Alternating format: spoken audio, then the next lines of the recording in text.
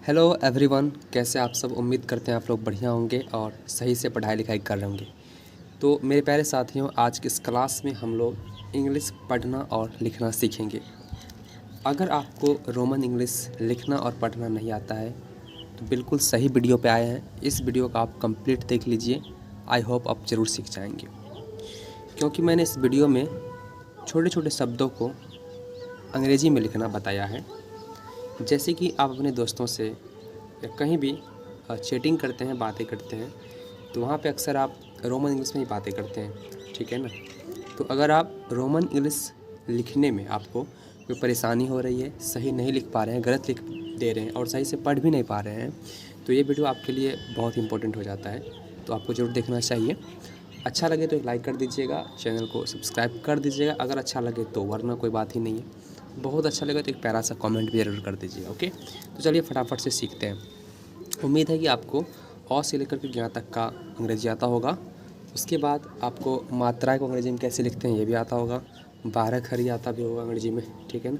अगर ये सारी चीज़ आपको सही से जानकारी है, बस इसका यूज़ करना आप नहीं जानते हैं, तो इस वीडियो को देखना चाहिए, ठीक है ना। चलिए शुरू करते हैं। और नहीं बात है तो कोई बात नहीं, आप 1-2 बार देखिए, प्रैक्टिस कीजिए, ज़रूर सीख जाइएगा। वीडियो के बैकग्राउंड में कुछ आवाज़ें आ रही होंगी, बगल में एक स्पीकर लगा है, ठीक है ना, वहाँ पे पूजा पाठ हो रहा है, तो इसलिए बैकग्राउंड में थोड़ा इग्नोर करिएगा। ओके, चलिए। उसके पहले लिखा हुआ है संधिया। अब देखिए, स का अंग्रेजी होता है एस। क्या होता है? एस। और अनुस्वार के लिए ए एन लिखते हैं, ठीक है। अनुस्वार के लिए क्या लिखते हैं? ए एन लिखते हैं, तो एस ए एन। और ध का अंग्रेजी डी एच होता है, भले वो आधा लिखा हो या फिर पूरा लिखा हो, डी एच ही होगा, ठीक है। तो S A N D H. और ध में जब आधा लगा हुआ तो इसके बाद आप ए नहीं लगा सकते हैं, ऐसा रूल है। डायरेक्ट आप य लिख दीजिए।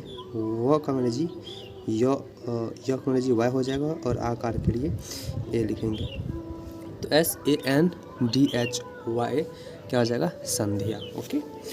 उसके बाद लिखा हुआ है सौजन्य। देखिए, स का अंग्रेजी एस हो जाएगा और औकार के लिए हम ए यू लिखते हैं, ठीक है ना। औकार के लिए क्या क्या लिखते हैं? ए यू लिखते हैं। सौ। अब जन्य लिख दीजिए। ज का अंग्रेजी जे हो जाएगा। अब ज में कोई मात्रा नहीं है तो यहाँ हम ए लिखेंगे, और आधा न है तो एन लिखेंगे, और य के लिए वाई लिखेंगे, सौजन्य, ठीक है ना। आप यहाँ पे ए लगा सकते हैं। कहीं कहीं होता है कुछ कुछ ऐसे नाम आ जाएंगे, ठीक है ना, जहाँ पे ए लगाना पड़ता है। जैसे कि आप अगर कहीं पे गजेंद्र लिखे होंगे तो वहाँ पर आपने ए लगाया होगा, ठीक है ना। कहीं लिखा देखे होंगे तो आप देखेंगे कि आप जैसे कि महेंद्र लिखा होता है तो वहाँ पे लास्ट में ए लगा होता है। त्रिनेत्र, गजेंद्र, धर्मेंद्र, इस तरह के जो भी नाम होते हैं ना, इस टाइप के, वहाँ पे आखिरी में ए लगाना पड़ता है, ठीक है ना। और बहुत में से नहीं लगाना पड़ता है, जैसे मैं आगे आपको बताऊँगा, ठीक है ना। देखिए, साधु लिखा हुआ है तो एस सौ आकार के लिए ए लिखेंगे। ए आकार का जो अंग्रेजी होता है ना, वो कहीं पे हम डबल ए भी लिखते हैं या कहीं पे ए भी लिखते हैं, ठीक है ना। कहीं के जैसे कि कभी कभी देखे होंगे रात लिखा हुआ तो आर डबल ए टी होता है, और कहीं देखे होंगे आर ए टी होता है। तो दोनों तरीके से लिख सकते हैं, ठीक है ना, आपको जैसा अच्छा लगे। मेन आ जाता है बात कि वो पढ़ने आगे जो पढ़ता है ना, उसको किस हिसाब से पढ़ रहा है, ठीक है ना। जैसे मैं आपको कुछ एग्जांपल देके बताऊंगा, इसमें आपको लगेगा कि शायद इसे हम कुछ और पढ़ सकते हैं, यानी कि एक ही लिखे हुए अंग्रेजी में शब्दों को आप दो अलग अलग तरीके से पढ़ सकते हैं, यानी कि, ठीक है ना। जैसे कि S A D H U, sadhu, ठीक है ना। अब यहाँ पे बड़ी छोटी यू की मात्रा है तो इसके लिए यू लिखा जाता है, तो S A D H U, साधु। उसके बाद उपकार लिखा हुआ है तो यू लिखेंगे, और सीधा उसके बाद पी लिखा हुआ होगा, ठीक है ना। पी लिखेंगे, प के लिए पी लिखेंगे। तो आप अभी सोच रहे होंगे कि सर आपने बोला कि जैसे कि कोई मात्रा जो लिखा हुआ है, सब जो भी अक्षर लिखा हुआ है उसका अंग्रेजी लिखेंगे, उसमें कोई अगर मात्रा ना हो तो फिर भी अपनी तरफ से ए लगाएंगे। तो यहाँ पे आपने यू लिखा, उसके बाद ए क्यों नहीं लगाया?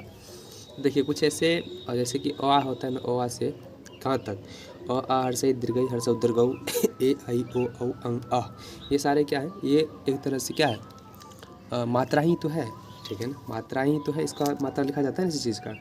तो अ से लेकर के अंग तक, ठीक है ना, अंग तक आप जो इसका भी अंग्रेजी लिखिएगा तो उसमें आप ए मत लगाइएगा, ठीक है ना। यानी कि स्वर्ण वर्ण सीधा सीधा जो लिखिएगा ना कहीं भी, तो उसमें आप ए नहीं लगाइएगा, ठीक है ना। तो यू पी अब प में लगा सकते UPA, क में लगा सकते KA, र के लिए R। क में तो लगा ही क्योंकि आकार के लिए ए लिखना पड़ेगा, तो UPA KA रुपकार।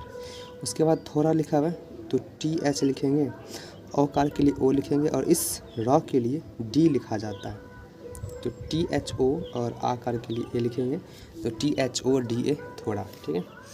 उसके बाद लिखा हुआ है नरम, तो N लिखेंगे, कोई मात्रा नहीं तो ए लिखेंगे, र के लिए R लिखेंगे, कोई मात्रा नहीं तो ए लिखेंगे और म के लिए M लिखेंगे, तो NARAM नरम। ओके, चलिए। उसके बाद लिखा हुआ है जयदेव। अब ज के लिए तो जे लिखना पड़ेगा, ठीक है ना, कोई मात्रा नहीं है तो ए लगाइए। य के लिए वाई लिखेंगे, जय हो गया, ठीक है ना। अब देखिए य में भी कोई मात्रा नहीं है, तो आप सोच रहे हैं सर यहाँ पे ए लगा दे, हम भी बोलेंगे चलिए ए लगा देते हैं, लेकिन आप दोनों तरीके से लिख सकते हैं, यानी कि JAY जय लिख दीजिए, फिर उसके साइड में DEV लिख दीजिए, यानी कि स्पेस मत दीजिए, DEV लिख दीजिए, तो जयदेव ऐसे भी लिख सकते हैं, वरना JAYA DEV भी लिख सकते हैं। अब इसमें कन्फ्यूज़न क्या हो जाता है कि मान लीजिए JAYA, इसको कोई जाया भी पढ़ सकता है, ठीक है ना, कोई जया भी पढ़ सकता है ना, तो JAY जय, इसको हर कोई जय ही पढ़ेगा, नहीं कि जाया। यहाँ पे अगर ए लगा देंगे तो हो सकता है वो जाया पढ़ ले, ठीक है, या फिर जय ही पढ़े। अगर JAYADEV रहे तो वो जाया देव तो पढ़ेगा, तो उसको लगेगा नहीं जाया देव तो कोई नाम नहीं होता, जयदेव होगा, ठीक है ना। तो ऐसा करिए JAY और सीधा DEV लिख दीजिए, तो ये ज़्यादा सटीक लगता है पढ़ने में भी, इंग्लिश में JAYDEV जयदेव। ओके, उसके बाद शंकर लिखा हुआ है तो SH से स, अनुस्वार के लिए AN हो जाएगा, और क के लिए K लिखेंगे, क में कोई मात्रा नहीं है तो ए लिखेंगे, र के लिए R लिखेंगे, तो SHANKR शंकर, ठीक है।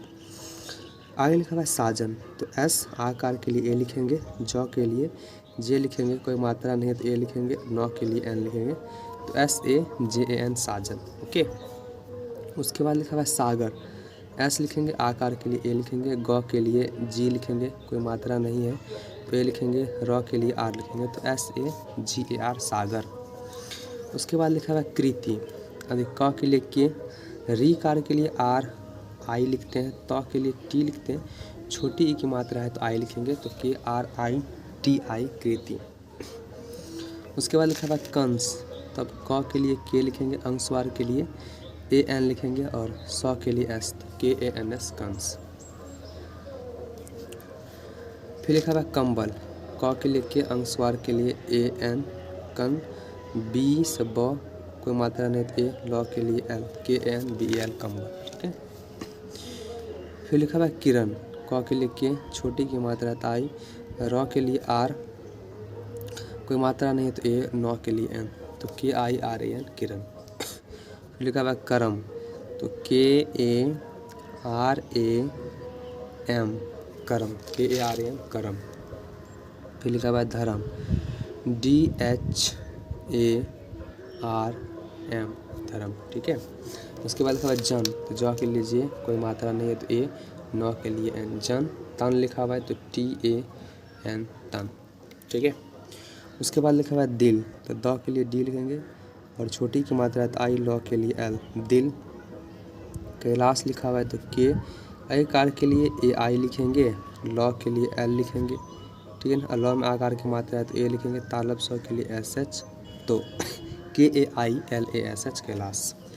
फिर लिखा हुआ है गजेंद्र, तो ग के लिए जी, अब यहाँ पे कोई मात्रा नहीं तो ए, ज के लिए जे, आकार के लिए ई लिखेंगे और न द्रस संजुक है ना, तो न के लिए N हो जाएगा, और इसके बाद डी लगा दीजिए, द्र संजू के लिए RA लास्ट में लगेगा, तो गजेंद्रा होता है, यानी कि GAJENDRA गजेंद्र लिखा जाता है, इंग्लिश में गजेंद्रा लिखा जाता है, ठीक है ना। उसके बाद नरेंद्र, तो NARENDRA नरेंद्र। महेंद्र लिखा हुआ है तो MAHENDRA महेंद्रा, ठीक है ना। उसके बाद लिखा हुआ है जिया, तो ज अंग्रेजी जे हो जाएगा, छोटी की मात्रा तो आई हो जाएगा, य के लिए Y, आकार के लिए A जिया। मोहन लिखा हुआ है तो M, समूह औकार के लिए O, एच से हो, कोई मात्रा नहीं तो ए, नौ के लिए एन, मोहन। फिर लिखा हुआ है संगम, एस से 100 अनुस्वार के लिए ए एन लिखेंगे, गौ के लिए जी लिखेंगे, कोई मात्रा नहीं तो ए, मौ के लिए एम, संगम। जयचंद लिखा हुआ है तो जे ए वाई, जय हो गया, उसके बाद चंद लिख दीजिए, सी एच ए एन, चंद, जयचंद। फिर लिखा हुआ है निवल, तो एन आई भी ए एल, निवल, ठीक है ना। तो देखिए इस तरीके से आप शब्दों को, ठीक है, नामों को और धीरे धीरे वाक्यों को भी अंग्रेजी में लिखना आसानी से सीख जाइएगा। प्रैक्टिस इसी तरह से करते रहिएगा ना, तो बहुत ही आसान है, ज़्यादा डिफ़िकल्ट है नहीं। एक दो बार प्रैक्टिस कीजिए, बहुत ही आसानी से सीख जाइएगा। बशर्ते आपको कुछ चीज़ें आनी चाहिए, जैसे कि मैंने बताया कि आपको हिंदी वर्णमाला अंग्रेजी आना चाहिए, उसके बाद मात्राएं कैसे लिखते हैं वो भी आना चाहिए। अगर ये दो भी चीज़ें हैं तो फिर भी आप सीख सकते हैं प्रैक्टिस से, ओके। वरना आप मैसेज करते करते कहीं ऐसे सीख जाते हैं जो कुछ आता नहीं, बट मैसेज करते करते करते करते करते सही चैटिंग करना सीख जाते हैं, ओके। तो दोस्तों कैसा लगा वीडियो? अच्छा लगा तो एक लाइक करना, और बहुत अच्छा लगा तब करना, वरना कोई बात नहीं, ठीक है ना, आपकी इच्छा। चलिए प्यारा सा कमेंट कर देना, और आपका शुभ नाम क्या है और कहाँ के रहने वाले हैं ये भी ज़रूर बताइएगा। मिलते हैं अगली वीडियो में, तब तक के लिए bye, take care, love you all, thank you so much. हाँ, अगर आप किसी भी टॉपिक पे वीडियो चाहते हैं कि सर इस टॉपिक पे वीडियो बनाइए, जो भी है आप कमेंट जरूर कीजिएगा, ओके। वरना इस तरह की वीडियो और देखना चाहते हैं तो वीडियो वाले सेक्शन में जाइए, वहाँ पे इस तरह के कई सारे से वीडियो मिल जाएंगे जो आपके लिए बहुत ही अच्छा होगा देखने पर बात, ओके। चलिए, ओके, थैंक यू।